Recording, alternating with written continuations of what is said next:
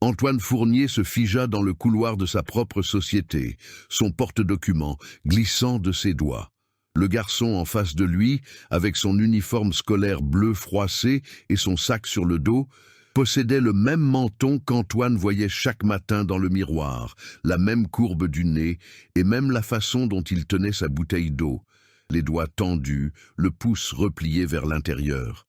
L'air devint lourd, comme si quelqu'un avait aspiré l'oxygène de la pièce. « Maman, j'ai fini mes devoirs », dit le garçon, agitant son cahier vers la femme en uniforme gris qui nettoyait la table de la salle de réunion.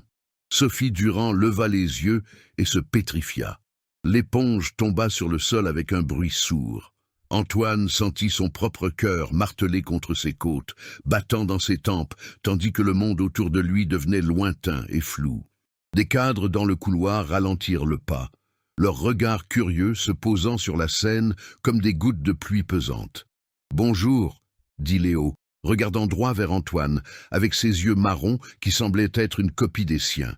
Même intensité, même étincelle de curiosité. La voix d'Antoine sortit rauque, presque brisée. « Qui es-tu » ? Léo. Le garçon sourit, les dents du haut écartées, et quelque chose à l'intérieur d'Antoine se fendit. Il connaissait ce sourire. Il avait grandi en le voyant sur de vieilles photos de son père, répétées sur son propre visage quand il avait 8 ans. Sophie s'avança, tirant son fils par le bras avec trop de force. « Pardon, monsieur Fournier, il ne devrait pas être là, je... » « Attendez !» Antoine leva la main, ses doigts tremblants. Sa secrétaire apparut à la porte, la bouche entr'ouverte, mais ne dit rien. Le silence dans la salle était si dense qu'il pouvait entendre le vrombissement de la climatisation, le frottement des pieds sur la moquette, les respirations retenues. Léo regarda de sa mère à Antoine en fronçant les sourcils. « Pourquoi tout le monde regarde comme ça ?»« Parce que ce monsieur est important, » murmura Sophie, la voix défaillante, essayant d'attirer le garçon vers la sortie. Mais Léo ne bougea pas. Il pencha la tête, étudiant Antoine, avec cette même expression qu'il prenait lui-même lorsqu'il essayait de résoudre un problème. La lèvre inférieure mordillée, les yeux légèrement plissés. « Vous ressemblez à quelqu'un que je connais. » Antoine sentit le sol tanguer sous ses pieds. 2 cadres s'arrêtèrent à l'entrée, feignant de vérifier des documents, mais leurs yeux étaient rivés sur la scène. La secrétaire couvrit sa bouche avec sa main. « Léo, on s'en va maintenant », insista Sophie, sa voix gagnant une note de désespoir qui fit comprendre à Antoine qu'elle savait. Elle avait toujours su. « Quel âge as-tu » demanda Antoine, sa voix sortant plus fort qu'il ne l'aurait voulu, résonnant dans la pièce. « 8 ans, répondit Léo, souriant fièrement. « J'aurai 9 ans en mars. 9 ans auparavant, l'anniversaire de l'entreprise. La fête dont il ne se souvenait presque pas parce qu'il avait trop bu, parce qu'il fuyait son divorce fraîchement signé, parce que Sophie était là servant des boissons et il avait été trop gentil, elle avait été trop gentille, et puis... Papa ? Le mot explosa dans l'air comme un coup de feu. Antoine recula en titubant, son épaule heurtant le mur. Sophie laissa échapper un son étranglé, mi-sanglot, mi-gémissement. La secrétaire laissa tomber sa mallette par terre. Un des cadres s'étouffa. Léo ne parlait pas à Antoine. Le garçon regardait le téléphone que Sophie avait laissé sur la table, où l'écran affichait une photo. Un homme plus âgé, souriant, complètement différent d'Antoine. Mais tout le monde avait entendu. Tout le monde avait vu la ressemblance. Et maintenant, le silence qui s'abattit sur le bureau était de ceux qui précèdent les tremblements de terre. Sophie attrapa le téléphone sur la table comme s'il brûlait, l'enfonçant dans sa poche avec une telle force que le tissu se déchira à la couture. « Viens, Léo, tout de suite !» Elle tira le bras du garçon, mais il résista, campé sur ses jambes. « Mais, maman, je voulais juste... »« J'ai dit maintenant !» répéta-t-elle, et il y avait des larmes au coin de ses yeux, sa voix se brisant sur chaque syllabe. Antoine fit un pas en avant, la main levée, comme s'il pouvait arrêter le temps. « Attendez, juste, attendez une seconde. » Il regarda sa secrétaire, toujours figée à la porte, et les cadres qui faisaient semblant de ne pas écouter chaque mot. « Sortez, tous !» La secrétaire cligna des yeux, confuse. « Monsieur ?»« Dehors !» rugit-il, et le volume de sa propre voix le surprit. Les gens s'exécutèrent rapidement, des pas précipités sur la moquette, des portes se fermant avec une prudence excessive, comme s'ils craignaient de briser l'instant. En quelques secondes, la salle fut vide, à l'exception d'eux trois et du sifflement de la climatisation qui semblait désormais assourdissant. Sophie recula jusqu'à toucher le mur, plaquant Léo derrière elle comme un bouclier. Le garçon les regardait tour à tour, l'incompréhension totale sur son petit visage. « Pourquoi tu ne m'as rien dit ?» demanda Antoine, la voix plus basse maintenant, presque un murmure brisé. « Vous dire quoi ?» Sophie releva le menton, mais ses mains tremblaient en tenant les épaules de son fils. « Vous ne vous souvenez même pas de moi. J'étais juste une personne de plus qui servait des verres à cette fête. » Antoine se passa la main sur le visage, ses doigts pressant ses tempes. Des fragments de cette nuit lui revenaient par éclairs. Lumière tamisée, musique forte, le goût amer du whisky, une conversation sur des rêves perdus, des mains qui s'étaient frôlées dans le couloir sombre. « Je m'en souviens, » admit-il, et c'était comme avouer un crime. « Pas de tout, mais je me souviens de vous. » Léo se dégagea de l'emprise de sa mère et fit un pas en avant, les yeux écarquillés. « Vous vous connaissez ?» Sophie ferma les yeux un long moment.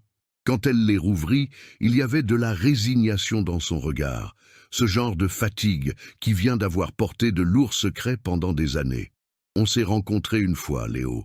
Une seule fois. Une fois a suffi, » dit Antoine, en désignant le garçon sans pouvoir détacher son regard de lui.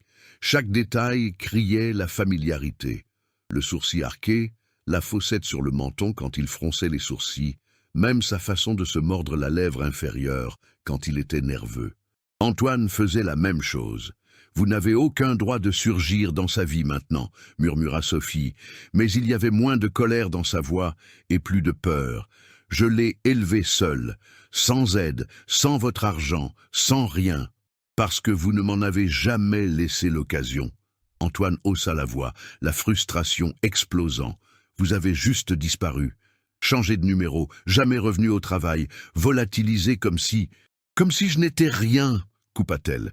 Et cette fois la colère était là, tranchante comme du verre. « Je n'étais rien pour vous, Antoine.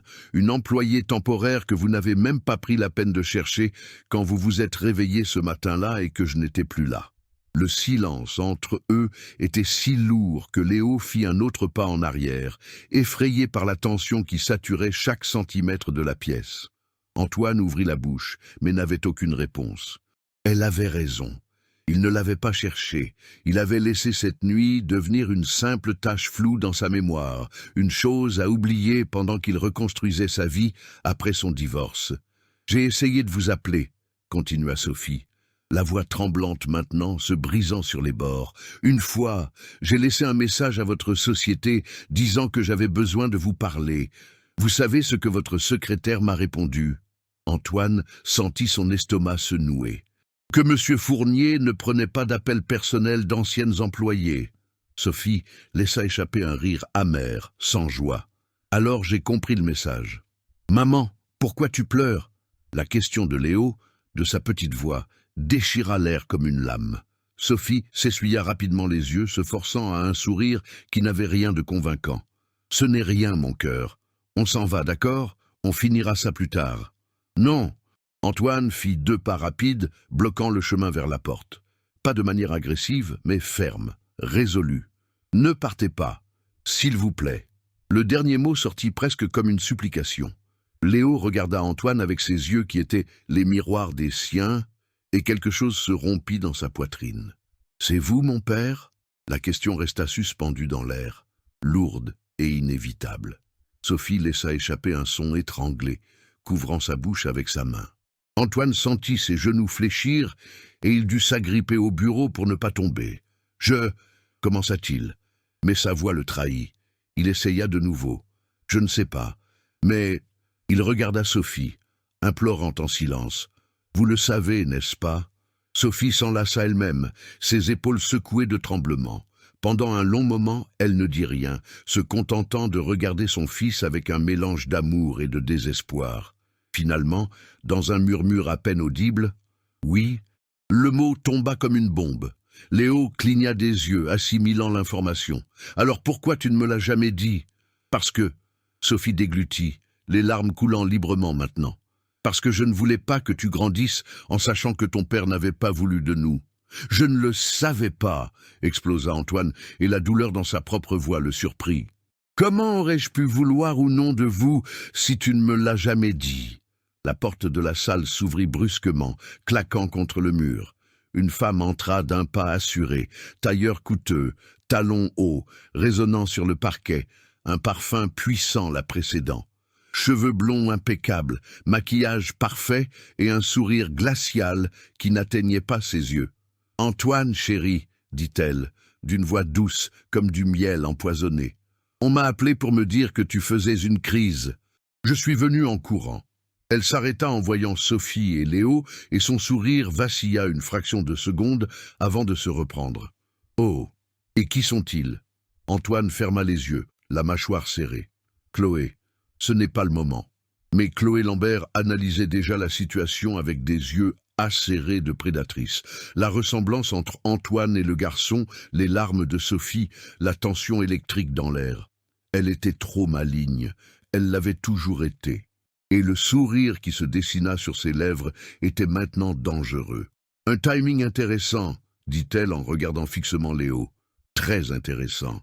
Tu sais ce que ça veut dire ?» murmura Chloé, sans même plus regarder Antoine. Ses yeux se fixèrent sur Léo comme un faucon sur sa proie. Un fils non reconnu dans l'entreprise, les implications légales sont fascinantes. Antoine sentit son sang se glacer. Chloé, non.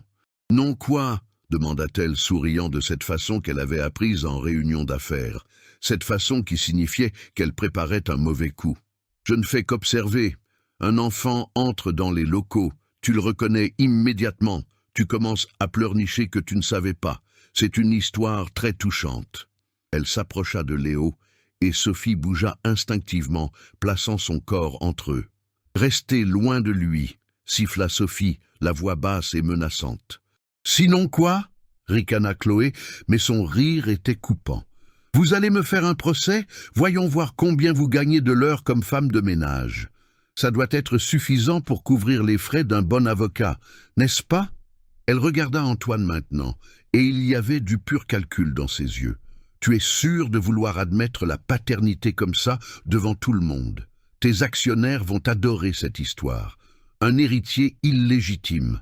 Problème de succession, de légitimité, tout est si compliqué. Léo agrippa la main de Sophie effrayée. Maman, qu'est-ce qu'elle raconte? Rien d'important, mon cœur, chuchota Sophie, mais sa voix tremblait. Antoine s'avança, pointant la porte du doigt. « Tu sors d'ici, maintenant, ou j'appelle la sécurité pour qu'ils te sortent. »« Tu ne ferais pas ça, » répondit Chloé, une certitude absolue dans la voix. « Parce que si tu me laisses sortir d'ici avec cette information, tu sais très bien que dans une demi-heure, tout le monde sera au courant. Les médias, les actionnaires, les concurrents, tous sauront qu'Antoine Fournier a un fils de 8 ans qu'il n'a jamais reconnu. Et que sa mère travaillait ici. » Elle marqua une pause, laissant le poids de ses mots tomber comme du plomb. « La question est, quelle version de l'histoire entendront-ils en premier? La tienne ou la mienne ?» Sophie se figea, comprenant la menace implicite. Léo tirait sur sa main, voulant partir, mais elle ne pouvait plus bouger. « C'est du chantage, » dit Antoine, la voix calme, mais avec une colère palpable sous la surface. « C'est une négociation. » corrigea Chloé en passant une main dans ses cheveux. Une conversation entre gens intelligents sur la façon de gérer une situation délicate. Elle se tourna vers Sophie. « Combien vous voulez? Parce que je vois 2 options. Soit vous disparaissez avec le garçon et une compensation généreuse, assez pour ne plus jamais avoir à faire le ménage. Soit vous restez ici pendant que cette histoire fait la une des journaux et que votre vie devient un cirque. » La porte s'ouvrit à nouveau, et le chef de la sécurité de l'entreprise apparut, le visage rouge d'effort. « Monsieur, j'ai reçu un appel de l'étage supérieur disant qu'il y a des troubles ici. »« C'est bon, » dit rapidement Antoine. « Tout est sous contrôle. »« Non, pas du tout, » le contredit Chloé en se tournant vers l'agent avec un sourire. « Ce garçon est entré illégalement dans l'entreprise sans badge, et il y a des problèmes de sécurité que M. Fournier doit discuter avec son service juridique et ses actionnaires. » Elle fit une pause théâtrale. Parce qu'il se trouve qu'il est le fils biologique du président, non reconnu bien sûr. L'agent de sécurité cligna des yeux, essayant d'assimiler. On pouvait voir les rouages tourner dans son esprit, l'implication légale, le chaos potentiel, l'abîme qui s'ouvrait. Il regarda Antoine, attendant une confirmation silencieuse. Antoine ouvrit la bouche, mais aucun son n'en sortit. Il regarda Léo, puis Sophie, des larmes coulant sur son visage, puis Chloé avec son sourire de prédatrice satisfaite, et enfin l'agent de sécurité qui attendait des instructions. « Je vais devoir appeler le service juridique », dit finalement l'agent, « et probablement le conseil d'administration aussi. » Léo se mit à pleurer doucement, ce genre de pleurs silencieux qui est bien pire que n'importe quel cri. « Maman, je veux rentrer à la maison. » Mais personne ne pouvait bouger. La pièce était devenue un piège. Antoine prit une profonde inspiration et quelque chose changea sur son visage. La confusion disparut, remplacée par quelque chose de plus dur, de plus calculé. Il avait passé 20 ans dans des salles de conseil, à négocier des accords de plusieurs millions, à regarder ses rivaux dans les yeux sans ciller.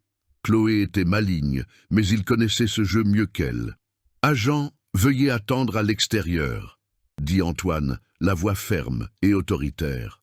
C'est une affaire personnelle, pas un problème de sécurité. L'agent hésita, son regard allant de l'un à l'autre. Finalement, il sortit, refermant la porte avec précaution. Antoine se tourna vers Chloé, son regard glacial. « Tu crois que tu peux me faire chanter? Tu crois que cette menace change quoi que ce soit ?» Il se dirigea vers la fenêtre, celle qui donnait sur tout Paris, un empire construit avec sa sueur, son temps, sa vie entière. Je ne vais pas m'excuser pour une nuit dont je me souviens à peine, mais je ne vais pas non plus prétendre que ce garçon n'existe pas, maintenant que je l'ai vu. Antoine, commença Chloé, mais il leva la main. Laisse-moi être clair. Tu peux le dire à qui tu veux, à la presse, aux actionnaires, à ton grand-père qui siège au conseil. Mais tu sais ce qui va se passer? Il se tourna vers elle, et il y avait quelque chose de dangereux dans ses yeux maintenant. Je vais reconnaître ce garçon publiquement. Je dirai que je n'ai jamais su qu'il existait, que sa mère a essayé de me le dire et qu'elle en a été empêchée par ma propre arrogance, et que je répare cette erreur maintenant. Sophie cligna des yeux, surprise. Je lui offrirai une somme généreuse pour son éducation, non pas à cause du chantage, mais parce que c'est la bonne chose à faire. Et quand la presse posera des questions sur toi, il fit une pause, laissant le silence s'épaissir. Eh bien, je dirais que tu as tenté d'extorquer un mineur pour ton profit personnel. J'aurai des témoins. L'agent de sécurité a entendu chaque mot que tu as dit. Chloé blêmit, et pour la première fois, la confiance disparut de son visage. Tu as bluffé, continua Antoine en s'approchant lentement d'elle, et tu as mal misé. Mais avant que Chloé ne puisse répondre, la porte s'ouvrit à la volée. Un homme entra, plus âgé, cheveux grisonnants, costume hors de prix, avec l'assurance de quelqu'un habitué à donner des ordres. C'était Henri Lambert, le grand-père de Chloé, le principal actionnaire, son patron, techniquement. « Antoine, » dit l'homme d'une voix grave, « j'ai reçu l'appel d'une journaliste m'informant que vous avez un fils illégitime et que quelqu'un dans l'entreprise essayait de l'étouffer. Puis-je savoir ce qu'il se passe exactement ici ?» Le silence qui s'ensuivit fut d'une lourdeur mortelle. Antoine sentit le sol se dérober sous ses pieds. Chloé avait passé un appel. Pendant qu'il essayait de contrôler la situation, elle avait déjà mis la presse dans le coup. Les médias se fichent des détails, ils voulaient juste l'histoire à sensation, et ils l'avaient. « Grand-père, je ne faisais que... » commença Chloé, mais son grand-père leva la main. Il regarda Léo, puis Sophie dans sa tenue de travail usée, puis Antoine. Ses yeux étaient calculateurs, froids, analytiques.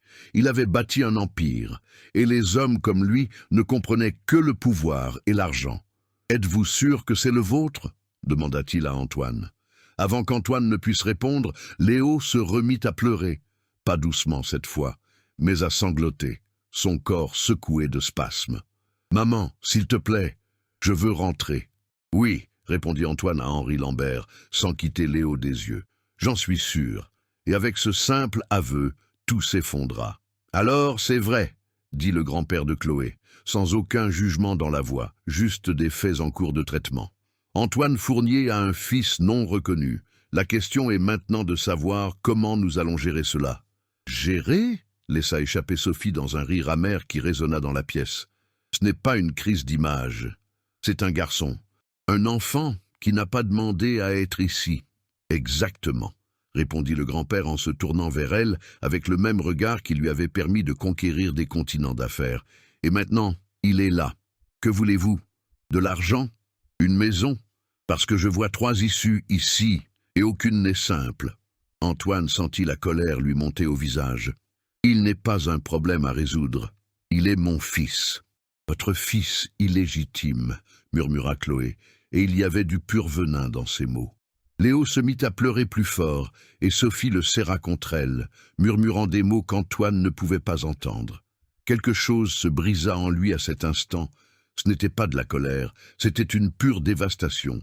Il s'avança vers Chloé en lui montrant la porte. « Tu sors d'ici, maintenant, et tu ne parles plus jamais de ça à lui, à elle ou à qui que ce soit. Tu comprends. Sinon quoi ?» le défia-t-elle. Mais la peur se lisait maintenant dans ses yeux. « Tu vas me poursuivre? Je ne fais que dire la vérité. Tu tentes d'exploiter un enfant à des fins personnelles. » coupa Antoine, la voix basse et dangereuse. « Et j'ai des témoins. L'agent de sécurité a entendu chaque mot que tu as dit sur le chantage. » Le grand-père observait le tout d'un air impassible, analysant, calculant. Finalement, il se tourna vers Chloé. « Sors de cette pièce. Tout de suite. Grand-père, mais maintenant. » Chloé sortit d'un pas furieux, et quand la porte claqua, ce fut comme si la pression dans la pièce s'était relâchée. Mais la tension restait, lourde et suffocante. Monsieur Lambert s'approcha de Sophie et Léo, et le garçon se blottit davantage contre sa mère. « Comment t'appelles-tu, petit ?»« Léo » répondit Sophie pour lui, protectrice. « Léo » répéta l'homme, étudiant le visage du garçon avec une intensité qui poussa Antoine à s'interposer. « Tu as les yeux de ton père, très similaires, vraiment. » Il regarda Antoine. « Vous avez fait un test ADN ?»« Pas encore, » dit Antoine. « Faites-le, » ordonna le grand-père, « et vite. Parce que si vous comptez reconnaître cet enfant, vous devez en être sûr à 120%. La presse n'acceptera pas un probablement. C'est mon fils, répéta Antoine, sans l'ombre d'un doute dans la voix. Je le sais. La paternité, ce n'est pas une question d'instinct, répondit le grand-père en marchant vers la fenêtre, contemplant la ville en contrebas. La paternité, c'est une responsabilité. À vie. Avez-vous la moindre idée de ce que cela implique ? Allez-vous le laisser s'approcher de Léo ? Demanda soudain Sophie, la voix tremblante. Parce que si vous êtes ici pour nous séparer, Vous quoi ? Se retourna le grand-père, et il y avait quelque chose d'authentique dans son regard cette fois. Vous battre ? Vous êtes femme de ménage, il est le président de mon entreprise. Pensez-vous avoir la moindre chance dans une bataille juridique ? Léo se remit à pleurer, et Sophie le serra fort. Tout va bien, mon amour. Tout va bien. Mais ce n'était pas le cas. Personne ne le croyait. Antoine regarda Monsieur Lambert. « Que voulez-vous ? Pourquoi êtes-vous ici ? » « Pour comprendre la situation, » répondit l'homme. « Une journaliste m'a appelé pour me dire que vous aviez caché un fils. Il fallait que je vienne voir de mes propres yeux. » Il revint vers Antoine. « Et je vois un homme qui ne savait pas qu'il avait un fils et qui essaie de faire ce qui est juste. Je vois une femme qui a protégé cet enfant toute seule. Et je vois... » Il marqua une pause, regardant Léo. « Un garçon qui semble être au milieu d'une tempête qu'il n'a pas choisi d'affronter. » Sophie serra les dents. « Si vous êtes venu m'offrir de l'argent pour disparaître avec lui, je ne le ferai pas, » l'interrompit le grand-père. « Je vais vous offrir mieux, une solution qui protège tout le monde, surtout l'enfant. » Il prit une profonde inspiration. « Je vais parler au service juridique. Nous préparerons une déclaration publique. Antoine reconnaît son fils. Il lui offre une éducation de premier ordre, la sécurité financière, tout ce dont un enfant a besoin. Mais sans drame, sans cirque, sans utiliser ce garçon comme un pion. « Et en échange ?» demanda Antoine, car les hommes comme lui attendaient toujours une contrepartie. « En échange ?» répondit lentement le grand-père, « vous mettez fin à votre relation avec ma petite fille. Maintenant, Aujourd'hui, sans discussion, parce que tout homme capable d'ignorer un enfant pendant 8 ans est exactement le genre de personne qu'elle méritait, et je ne la laisserai pas rester avec vous pour ensuite se plaindre d'être une victime. Le silence qui s'abattit fut total. « D'accord, dit finalement Antoine, marché conclu. » Sophie prit une grande inspiration, et quand elle parla, sa voix avait une force que personne ne s'attendait à entendre de la part d'une femme de ménage. « Non !» Tous les regards se tournèrent vers elle. Léo s'arrêta de pleurer, confus. Antoine cligna des yeux. Monsieur Lambert haussa un sourcil. « Non !» répéta le grand-père comme s'il ne comprenait pas ce mot. « Non !» répéta Sophie, et cette fois il y avait de la conviction dans chaque syllabe. Elle lâcha doucement Léo, s'agenouilla devant lui, posant ses mains sur ses petites épaules. « Léo, est-ce que tu veux connaître ton père ?» Le garçon cligna des yeux, des larmes séchant sur ses joues. « Je ne sais pas. C'est normal de ne pas savoir, » murmura-t-elle, avec un amour absolu dans ce geste. « Mais tu mérites de choisir. Pas moi, pas lui, personne. Toi. » Elle se releva et se tourna vers le grand-père. « Vous êtes un homme important, puissant, mais c'est mon fils. Et si vous croyez que je vais vous laisser, vous ou lui, ou qui que ce soit d'autre, conclure un accord sur la vie de Léo comme s'il était une monnaie d'échange, vous vous trompez lourdement. » Le grand-père ouvrit la bouche, puis la referma.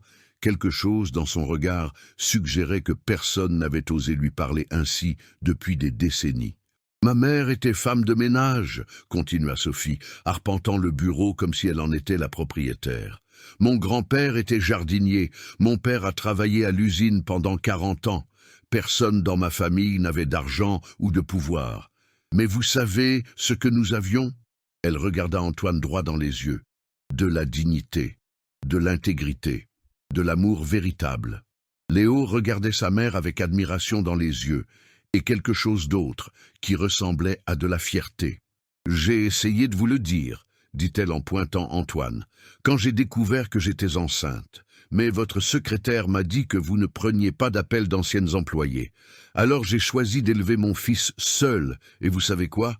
Il est incroyable. Il est gentil, intelligent, courageux, tout ce qu'un père devrait souhaiter. » Sa voix se brisa légèrement. « Mais je ne le laisserai pas être traité comme un problème à gérer. » Antoine sentit quelque chose bouger en lui. Ce n'était pas de la défense, c'était un regret limpide. « Si vous voulez faire partie de sa vie, » continua Sophie en regardant Antoine, « ça doit être pour de vrai.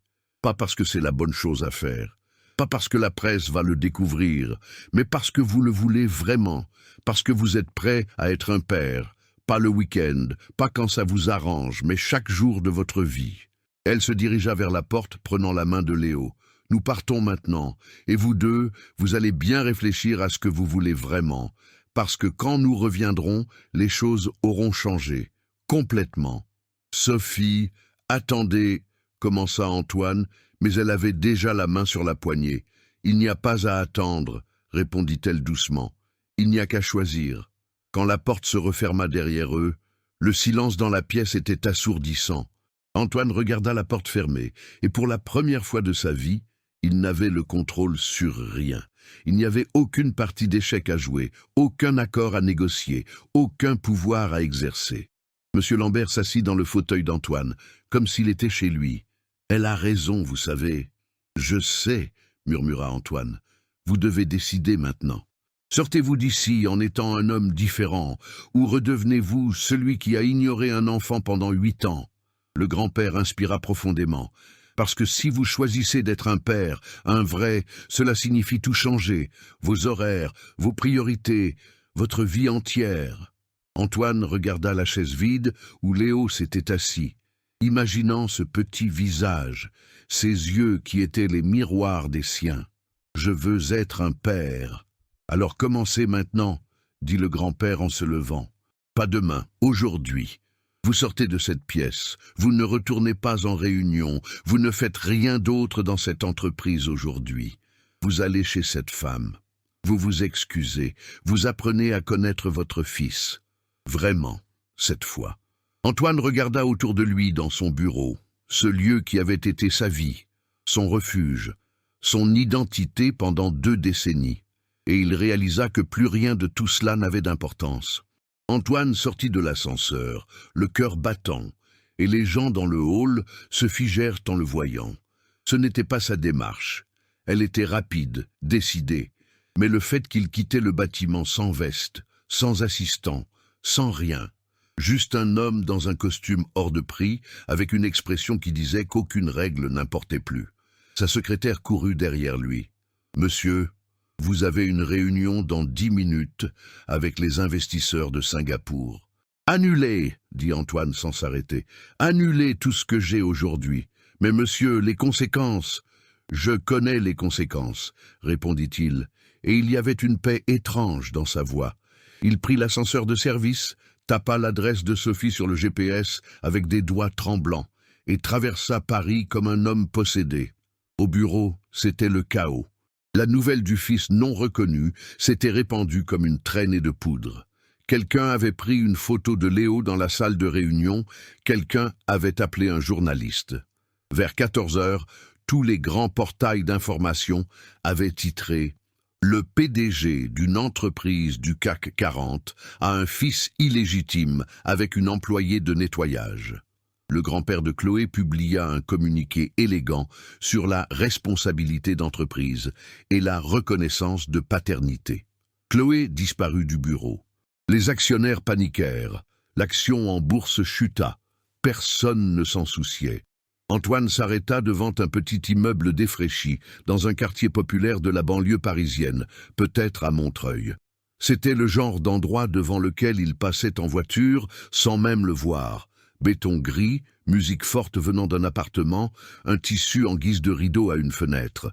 Il monta les 2 étages, son costume à 10 000 € complètement déplacé dans cet environnement.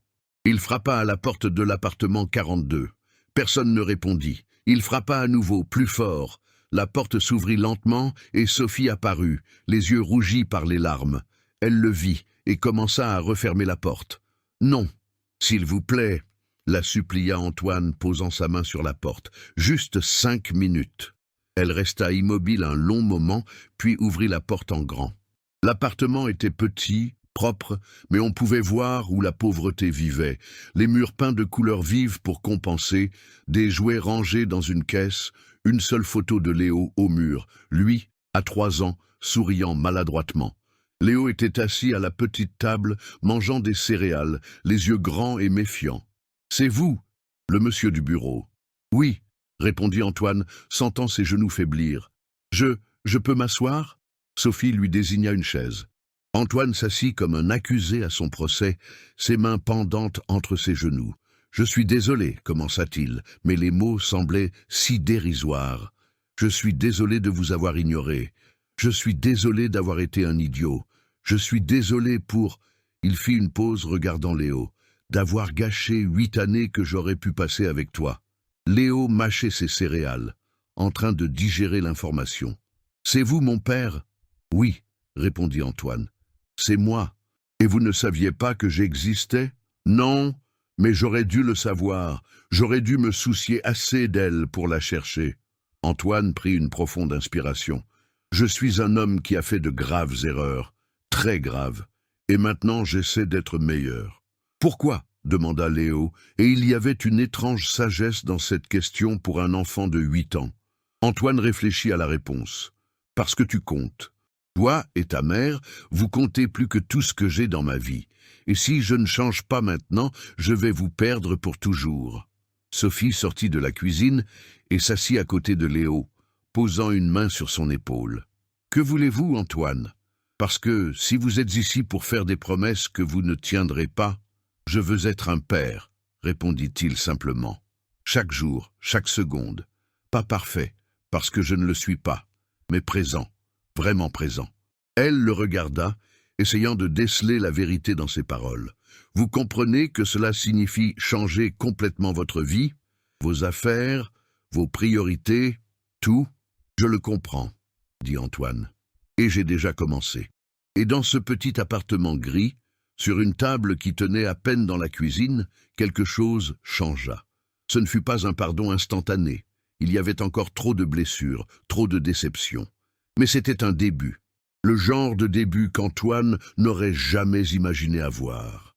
Léo finit ses céréales. Sophie prit une profonde inspiration. Et Antoine, pour la première fois de sa vie, sentit qu'il avait exactement ce dont il avait besoin.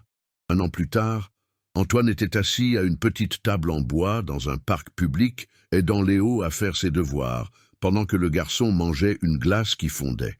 L'entreprise avait un nouveau PDG, une personne compétente qu'Antoine avait personnellement choisie avant de réduire ses heures de travail. Quelques mois auparavant, il avait complètement quitté la société, pas de façon dramatique, mais avec dignité, en s'assurant que ses responsabilités étaient correctement transférées. « Papa, comment je fais ce calcul ?» demanda Léo, pointant un problème de maths. « Papa. » Antoine ressentait encore ce mot différemment, non pas comme une identité, mais comme une vocation. « Tu vois ici ?» dit Antoine, en lui montrant, expliquant patiemment, tandis que Léo mordillait son crayon. Concentré. Le garçon s'était amélioré à l'école. Il avait des amis maintenant. Il riait davantage. Sophie avait repris ses études. Elle travaillait comme superviseur dans une agence de nettoyage. Ce n'était pas un travail glamour, mais elle avait des avantages et le respect. Leur vie avait changé. Elles n'étaient pas devenues faciles, mais elles étaient devenues réelles. Chloé, en revanche, avait disparu. Après que sa tentative de chantage fut devenue publique, personne ne voulait l'embaucher. Son grand-père, furieux contre la petite fille qu'il avait élevée, lui avait coupé les vivres. Elle avait déménagé à l'étranger, loin des médias, loin de la vindicte populaire. Antoine ne pensait plus à elle. Il n'y avait pas de place dans son cœur pour l'amertume. « Fini !» annonça Léo, brandissant fièrement son cahier. Antoine vérifia chaque réponse avec soin. « Toute correcte. Incroyable. Tu mérites une récompense. Une autre glace ? Tu as déjà mangé une glace. Mais tu as dit que je méritais une récompense, rétorqua Léo, avec la logique implacable des enfants. Antoine rit. Ce rire qui venait du cœur maintenant, non forcé, mais authentique. D'accord, allons en chercher une autre. Alors qu'ils marchèrent vers le marchand de glace, Léo lui tenant la main, Antoine vit un homme qu'il connaissait du travail. Un collègue important, quelqu'un qu'il aurait ignoré 1 an plus tôt. L'homme s'arrêta en le voyant, la surprise sur le visage. « Antoine, je ne savais pas que tu étais en ville. Tu aurais dû venir au déjeuner d'affaires hier. Tu as manqué une opportunité à plusieurs millions. » Antoine sourit, sans l'ombre d'un regret. « J'avais quelque chose de plus important. » L'homme regarda Léo. La ressemblance entre eux était indéniable maintenant, jusque dans leurs attitudes, et la compréhension se fit sur son visage. « Je vois. Il avait un spectacle à l'école, » continua Antoine, sans attendre que l'homme comprenne, mais partageant l'information quand même. C'était important d'être là. Le collègue hocha la tête, et il y avait quelque chose de différent dans son regard maintenant. Ce n'était pas de la pitié, c'était du respect. « Eh bien, je suis content que tu aies tes priorités en ordre. » Quand l'homme fut parti, Léo regarda Antoine. Tu avais l'air triste en lui parlant. « Ce n'était pas de la tristesse, » répondit Antoine, pesant ses mots. « C'était juste la prise de conscience de tout le temps que j'ai perdu quand ces choses comptaient plus pour moi que toi. » Léo mangea sa glace en silence un instant. « Mais maintenant, ça n'a plus d'importance ? » « Maintenant, plus rien n'a d'importance à part toi, » dit Antoine. Et c'était la vérité la plus simple et la plus puissante qu'il ait jamais dite. Ce soir-là, alors que Léo dormait, la tête reposant sur l'épaule de Sophie dans le petit canapé de l'appartement qu'Antoine avait aidé à rénover, elle se tourna vers Antoine, des larmes silencieuses coulant sur son visage. « Qu'est-ce qui ne va pas ?» demanda-t-il. « Rien ne va mal, » murmura-t-elle. « C'est juste que, il y a 1 an, je n'aurais jamais cru que ce soit possible, que tu sois capable de changer comme ça, qu'il est un vrai père. » Antoine passa son bras autour d'elle. « C'est moi qui te suis reconnaissant, de ne pas m'avoir abandonné, de m'avoir donné une chance. »« Je l'ai fait parce que Léo le méritait, » répondit Sophie, « mais j'avoue que je suis heureuse que ça ait fonctionné. » Ils restèrent assis en silence, le garçon endormi entre eux, respirant profondément. Sans souci. La télévision était éteinte. Il n'y avait pas de notification de téléphone ou de pression du monde extérieur. Juste une petite famille qui avait été brisée et qui s'était recomposée différemment. Pas parfaite, mais honnête. Antoine regarda Léo dormir et comprit enfin pourquoi le grand-père lui avait dit qu'il devait changer. Il ne s'agissait pas d'affaires, de réputation ou de biens matériels. Il s'agissait de comprendre que la vraie vie, la vraie richesse, ne se trouvait pas dans un bureau de luxe, mais dans des moments simples comme celui-ci. 1 an plus tôt, Antoine avait tout et n'avait rien. Maintenant, il n'avait que l'essentiel et il possédait le monde entier. Si cette histoire a touché votre cœur, si vous avez vu en Antoine la possibilité de changer et en Sophie la force d'une mère protectrice, laissez votre like, votre pouce bleu ici. Cette histoire méritait de parvenir à ceux qui ont besoin d'entendre qu'il n'est jamais trop tard pour réparer ses erreurs. Maintenant, dites-moi, quel est le moment qui vous a le plus ému? Quand Antoine a vu Léo pour la première fois? Quand Sophie leur a tenu tête à tous avec sa dignité, ou quand il a choisi d'être un vrai père? Écrivez-le dans les commentaires, parce que vos histoires comptent aussi. Si vous voulez suivre d'autres récits puissants qui parlent de famille, de rédemption et de transformation, des histoires qui nous touchent, abonnez-vous à la chaîne et activez la petite cloche. Parce que chaque semaine, nous vous proposons des histoires qui vous marquent, des histoires qui vous font voir la vie différemment. Choisissez l'une des histoires qui s'affichent à l'écran maintenant et continuez ce voyage avec moi. La prochaine pourrait être encore plus percutante que celle-ci. Merci d'être là, d'avoir permis à cette histoire de faire partie de votre journée. À la prochaine vidéo.